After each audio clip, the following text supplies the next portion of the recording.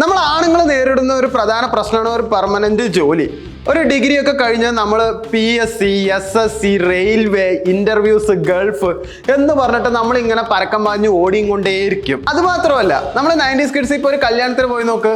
പണ്ടൊക്കെ മൂത്തവരുടെ കല്യാണത്തിനാണ് പോണത്, ഇപ്പോഴോ ഇളയവരുടെ കല്യാണത്തിനാണ് പോകുന്നത്. 1989 കിരീടം സിനിമ ഇറങ്ങിയത്. അന്ന് സേതുമാധവന്റെ അവസ്ഥ എന്തായിരുന്നോ അതൊക്കെ തന്നെയാണ് ഇപ്പോഴും ആണുങ്ങളുടെ ജീവിതത്തിൽ നടക്കുന്നത്. നിങ്ങൾ ശ്രദ്ധിച്ചിട്ടുണ്ടോന്നറിയില്ല, ആ സിനിമയിൽ സേതുമാധവൻ ഒരു പോലീസ് ആവാൻ ആഗ്രഹിക്കുന്നു. അച്ഛന്റെ ആഗ്രഹം നിറവേറ്റാൻ വേണ്ടിയിട്ടാണ് അങ്ങോട്ട് ഓടുന്നത്. ശരിക്കും ഒരു ജോലിക്ക് വേണ്ടി ശ്രമിക്കുന്നു, പക്ഷെ ഒന്നും നടക്കുന്നില്ല. ഇപ്പൊ ശരിയാവും എന്ന് വിചാരിക്കണ്ടേ, എപ്പോ ശരിയാവാനാണ്? കിരീടത്തിൽ സ്നേഹിച്ച പെണ്ണിനെ വേറൊരാൾ കൊണ്ടുപോകുന്നു. ഇപ്പോഴും നമ്മൾ സ്നേഹിച്ച പെണ്ണിനെ വേറൊരാൾ കെട്ടിക്കൊണ്ടുപോകുന്നു. നമ്മളാണെങ്കിൽ കെട്ടുപ്രായം കഴിഞ്ഞിട്ട് പൊര നിറഞ്ഞ് നിൽക്കുകയാണ്. ഇനി കിരീടത്തിലെ സേതുമാധവൻ ശരിക്കും ആരോടാ തോറ്റത്? കീരിക്കാടൻ ജോസിനോടാണോ? അല്ല, ഈ സൊസൈറ്റിയോടാണ്. അതിലും വലിയ സത്യം, ഈ സൊസൈറ്റി സേതുമാധവനോട് യുദ്ധം ചെയ്തിട്ടില്ല, ഒരു വിധിയാണ് കൽപ്പിച്ചത്. നീ ഇതേ ആവാൻ പാടുള്ളൂ എന്നുള്ളത്. സേതുമാധവന്റെ സ്വപ്നം വളരെ ചെറുതായിരുന്നു. നല്ലൊരു ജോലി, ഇഷ്ടപ്പെട്ട പെണ്ണിനെ വിവാഹം കഴിക്കുക, ഒരു വീട് വെക്കുക, അച്ഛന്റെ ആഗ്രഹങ്ങൾ നിറവേറ്റുക. പക്ഷെ ജീവിതമോ അവന്റെ അച്ഛനോ അമ്മയോ അവനോട് ഒരു കാര്യം ചോദിച്ചില്ല. നിനക്കെന്താ വേണ്ടത്? നിനക്കെന്താ ആഗ്രഹം? നീ എന്താണ് ആഗ്രഹിക്കുന്നത്? പകരം എല്ലാവരും തീരുമാനിച്ചു നീ പോലീസ് ആവണം. നാട്ടുകാര്, സാഹചര്യം, ഓരോ സിറ്റുവേഷൻ അനുസരിച്ചിട്ടും സേതുമാധവൻ എന്ന വ്യക്തി അവിടെ ഇല്ലാതായിക്കൊണ്ടേയിരുന്നു. 1989 എന്ത് പറഞ്ഞോ അത് തന്നെയാണ് ഇപ്പോഴും ആവർത്തിക്കുന്നത്. ഈ സിനിമയിലെ കീരിക്കാടൻ ജോസാണ് ഏറ്റവും വലിയ വില്ലൻ. പക്ഷെ അതിലും വലിയൊരു വില്ലൻ ഉണ്ട്, അതാണ് പ്രതീക്ഷ. പ്രതീക്ഷ ശരിക്കും ഒരു ട്രാപ്പാണ്. ഓരോ മനുഷ്യരും നിന്റെ അടുത്ത് പറയും നീ നല്ലവനാണ് എന്നുള്ളത്. അങ്ങനെ ഓട്ടോമാറ്റിക്കലി നമ്മൾ മറ്റുള്ളവർക്ക് വേണ്ടി ഭയങ്കരമായിട്ട് നല്ലവനാവാൻ ശ്രമിക്കും. മറ്റുള്ളവർക്ക് വേണ്ടിയിട്ട് നമ്മുടെ ഇഷ്ടങ്ങൾ മാറ്റിവെക്കും. നമ്മുടെ ഇഷ്ടങ്ങളൊക്കെ ആരും കാണാതെ നമ്മൾ ചെയ്തു എന്ന് വരും. അത് പിടിക്കപ്പെട്ടാലോ നീ ഒരു വൃത്തികെട്ടവനുമായി. ഡാർക്ക് സൈക്കോളജിയിൽ ഒരു ഒബ്സർവേഷൻ ഉണ്ട്, ലേബലിംഗ് എഫക്റ്റ്.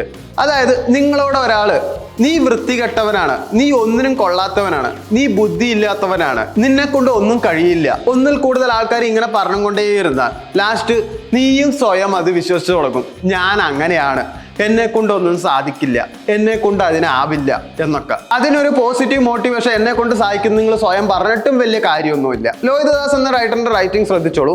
പച്ചയായ മനുഷ്യരുടെ ജീവിതമാണ് എപ്പോഴും പറയാറുള്ളത്. ആ വില്ലന് ബാക്ക്ഗ്രൗണ്ട് മ്യൂസിക് പോലും ഉണ്ടാവാറില്ല. കാരണം ഇവിടെ വില്ലനായിട്ടുള്ളത് അറിയാതെ ഒരു വാക്ക് പറയുന്നവർ, അറിയാതെ ഒരു വിധി പറയുന്നവർ, അറിയാതെ ഒരു ജീവിതം മാറ്റുന്നവരൊക്കെയാണ്. അതിൽ വേറൊരു കാര്യം കൂടി പറയുന്നുണ്ട്. കിരീടം ഒരു അച്ഛൻ്റെ മകന്റെ സ്റ്റോറിയാണ് പറയുന്നത്. പക്ഷെ അതിനെക്കാട്ടിലും വലിയൊരു കാര്യം പറയുന്നുണ്ട്. അച്ഛൻ എപ്പോഴും മകൻ്റെ അടുത്ത് പറയുന്നുണ്ട് നീ വലിയവനാകണം എന്ന് പറഞ്ഞ് അവന്റെ പ്രായത്തെക്കാൾ വലിയ ഭാരം തന്നെ അവന്റെ തലയിൽ അടിച്ചേൽപ്പിക്കുകയാണ് ചെയ്തത്. ലാലേട്ടൻ ഇവിടെ അഭിനയിച്ചില്ല, ജയിച്ചില്ല, ലോകത്തെ രക്ഷിച്ചില്ല, അയാൾ തകർന്നു. അതുകൊണ്ടാണ് സേതുമാധവനെ നമ്മൾ മറക്കാത്തത്. പെർഫെക്റ്റ് ആയിട്ടുള്ള മസ്കുലിൻ ആയിട്ടുള്ള നായകന്മാരെ ആളുകൾ ആരാധിക്കും.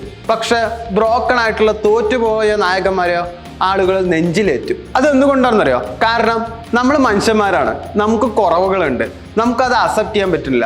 കാരണം നമ്മുടെ സൊസൈറ്റിയും നമ്മൾ കാണുന്ന ഹീറോയിക്ക് സിനിമകളും അങ്ങനെ ആയതും കൊണ്ടാണ്. അപ്പോൾ ഓട്ടോമാറ്റിക്കലി ഞാൻ ആണാണ്, ഞാൻ തോറ്റു പോകേണ്ടവനല്ല എന്നൊക്കെ നമ്മൾ ഓട്ടോമാറ്റിക്കലി മനസ്സിൽ വിചാരിക്കും. പക്ഷെ നമ്മൾ എന്താണെന്നുള്ളത് നമ്മൾക്ക് നന്നായിട്ട് അറിയാം, നമ്മുടെ കുറവുകൾ എന്താണെന്ന് നമുക്കറിയാം. പക്ഷെ അത് അക്സെപ്റ്റ് ചെയ്യാൻ നമുക്ക് പറ്റാറില്ല, നമ്മൾ അത് അക്സെപ്റ്റ് ചെയ്യുകയുമില്ല. കിരീടം ഇറങ്ങിയിട്ട് 37 വർഷമായി, എന്നിട്ടും ആളുകളായിട്ട് ഇപ്പോഴും അത് കണക്റ്റ് ആവുന്നുണ്ട്. എന്തുകൊണ്ടാണ് കണക്റ്റ് ആവുന്നത്? കാരണം ഈ സൊസൈറ്റി ഒരു ആണിനെ അളക്കുന്നത് ക്യാരക്ടറിലൂടെയല്ല, അവന്റെ കരിയറിലൂടെയാണ്. നിന്റെ ജോലിയിലൂടെ ആയിരിക്കും നിന്നെ എല്ലാവരും അളക്കുകയുള്ളൂ. ഇവിടെ സേതുമാധവൻ മരിച്ചിട്ടില്ല, സേതുമാധവൻ ഇപ്പോഴും ജീവിച്ചിരിക്കുന്നു. നമ്മൾ നീറ്റ് പരീക്ഷ എഴുതാൻ പോകുമ്പോഴും, നമ്മുടെ കോമ്പറ്റേറ്റീവ് എക്സാമിൽ ഇരിക്കുമ്പോഴും, നമ്മളൊരു ഇന്റർവ്യൂവിന് പോകുമ്പോഴും, ഇതെല്ലാം കഴിഞ്ഞിട്ട് വരുമ്പോൾ ഒറ്റ ചോദ്യം ഉണ്ടാവുമല്ലോ, ജയിച്ചോ, ജോലി കിട്ടിയോ? അതുകൊണ്ട് കിരീടം ഒരു സിനിമ മാത്രമല്ല, മലയാളിയായ ഓരോ ആണിൻ്റെയും അവസാനിക്കാത്ത ഒരു ദുരന്തം തന്നെയാണ്.